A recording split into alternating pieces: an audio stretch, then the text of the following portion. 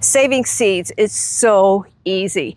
You just let your vegetable plant grow beyond the time that you normally would harvest, and you harvest the seeds from it, whether it be beans, peas, corn. In this case, this is what's left of a lettuce plant. It was volunteer. It's a leafy green lettuce. It had a huge head, and it was beautiful. So I said, I'm not even going to pick that. It's just too beautiful, and I want to grow more like it. So I let it grow tall, and it had this big bush of flowers, and I let the flowers get to the point where they were starting to dry up. I've saved seeds from my lettuce plants before, but I'm always looking to see if I can be a bit more efficient at it. So the problem with saving your lettuce seeds, the flowers are small and the seeds are down in there. And I've not been able to separate the seeds out of them very well, so I just kind of spread the leaves and everything when I go to grow them again. So this time I cut half the flowers a week ago while the stems were still green and the flowers were already drying up, and then I left half of it to just completely dry on the bush. So come on inside and I'll show you what became of that experiment. All I have needs, I have not provided. So I plant my lettuce in October. That way it can grow through the winter here in Central Florida. The winters are usually, they can get cold, they can get frost and a freeze or two. But if you'll take care of your lettuce, it will withstand that. So when the springtime comes, the lettuce, it just starts to become bitter when the weather turns really warm. So at that point, I judge which plants are the best plants to let bolt. Bolting is when they're beyond their prime and they want to reproduce themselves. And they'll send up a stalk, and it makes this beautiful leafy plant, and then it has flowers.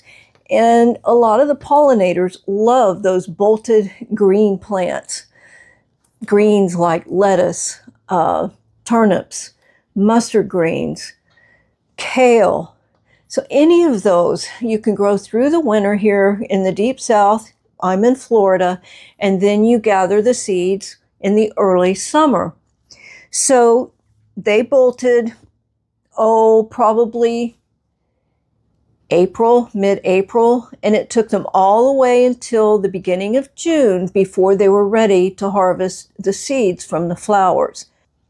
So as I explained, with the big, beautiful green lettuce, I had such a big, beautiful plant. That's why I decided to do this experiment. Do I let it completely dry out in the garden? And that's what I have been doing. Or can I harvest some just as the leaves are starting to dry up and the flowers are starting to dry up?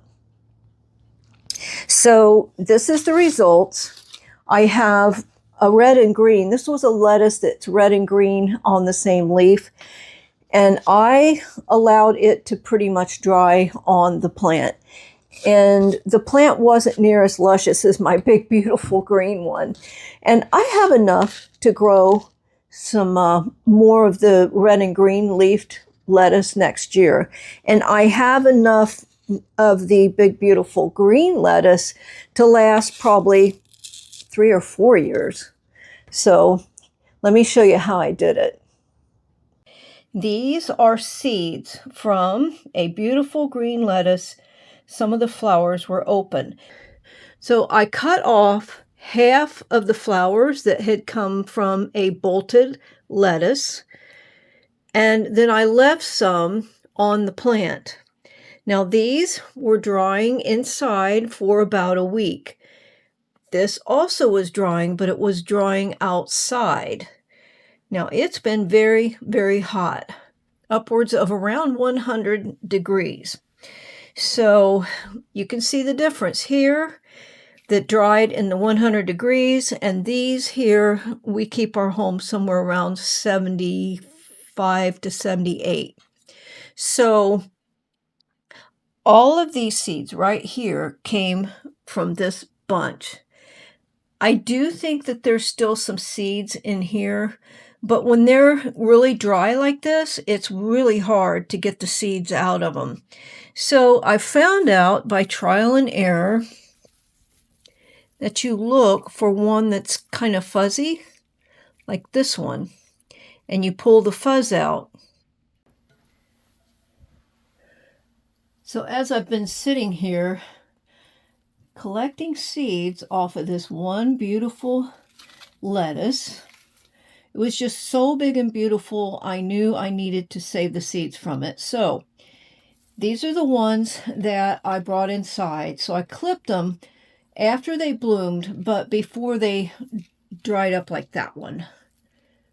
So I discovered that if you can pull off what's left of the flower, this one's not, of course I'm going to tell you this one, but there's seeds down in here, and they're just easier to get to than if you were to pull, well, here's one. Here's one that's probably going to release the seeds really easy. See, it's got a little bit of a head of fuzzy here left. So you pull that, look at all the seeds there. Those are all seeds. And there's more down in here. So instead of trying to open up a dry one like this, there's going to be seeds. Most likely there'll be seeds down in there. It's just more difficult. So I prefer to find some that still have what's left of the flower, pull it apart. Look at all those seeds that are in there. Let me see if I can get them all on just my hand here. Okay, there's still a couple left in the fuzz. So let's see. I would estimate maybe a dozen seeds there. So every flower that I've opened has given me about a dozen seeds. Well, some more than others. So here's another one. Let's see how this one does. Now see, it's not stuck to the fuzzy end, but it's stuck to the stamen end. Look at all those. Now, one reason to save all your own seeds is if you have a plant that's done really well where you live in your garden, then save the seeds from it. And that way you'll continue to have plants that do really well in your garden. How many times have I experimented with other seeds that have rave reviews and they don't work for me? Or I've saved seeds from when I travel, and yeah, they grew here, but the taste was not the same. They weren't as good, or maybe they didn't even grow that well. Look at all the seeds in that one. See? So I have enough seeds here for several years. Now, if you want to get real fancy and separate all these little flower parts and leaves out of there, you can. But when it comes time to plant these, all you've got to do is just get a little handful of it all, sprinkle it around on some fine soil, cover it up with your fine soil, and keep them moist until they sprout. And once they get any size, then you're going to transplant them to where you want them to grow. I'm probably going to direct sow most of these at some point, probably not all in the same year, and in the fall, sometime in October, because we can grow lettuce beautifully through the winter months here in the deep south, which for me is Central Florida. Look at all those seeds. Look at that. So I have free seeds, and it's fun. Just take some quiet moments and just kind of, well, I wonder how many's in this one. Let me see. Maybe there's not any. Nope, none in that one. Let me find another one.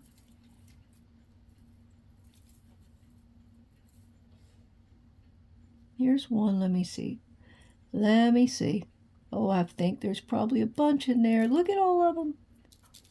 Now that's just satisfying. If you can slow down long enough to appreciate harvesting your own seeds from your own plants that grew in your garden. It's wonderful. I love it.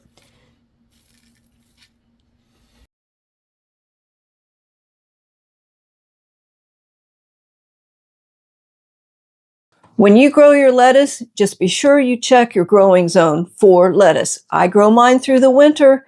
Maybe you can grow yours in the spring. Now, if this video has been helpful, please give it a green thumbs up. Why not subscribe? I have over 200 videos that will help you grow your vegetables organically.